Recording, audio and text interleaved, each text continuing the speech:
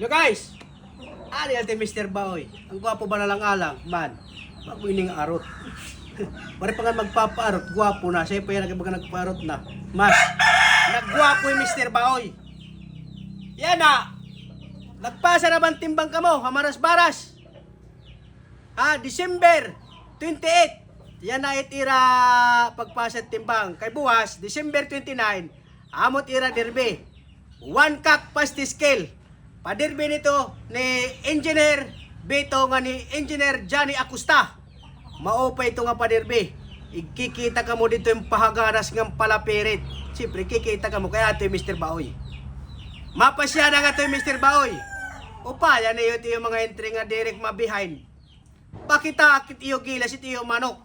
Yan na nga December 2025.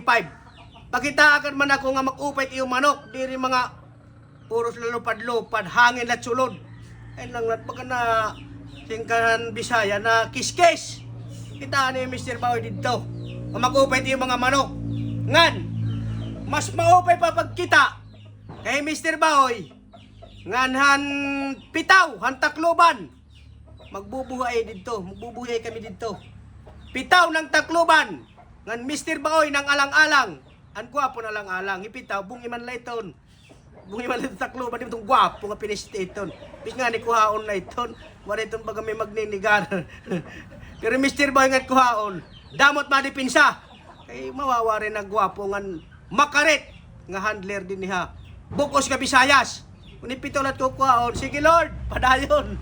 Pero Mr. Baoy diri pa. Pero amot it excited. Na-excited net mga followers naton nga makita hirakan Mr. Baoy.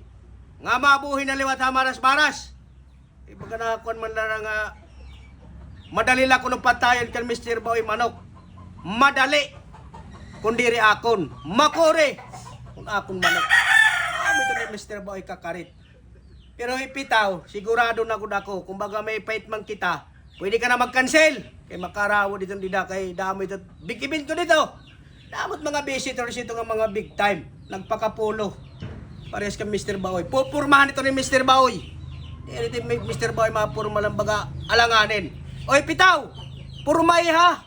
Kay mara magitim purmangan. Ay labag tatawa. Baga na damot baga na kung natawa ka. Kapag sapatosa. Ada kaya man niya sapatos mahuram. Ano man pinanhuram man na tiya. Ini pares ka Mr. Baoy. Mr. Baoy, napalit. Napalit ini ka din. Salapi ang gudinin.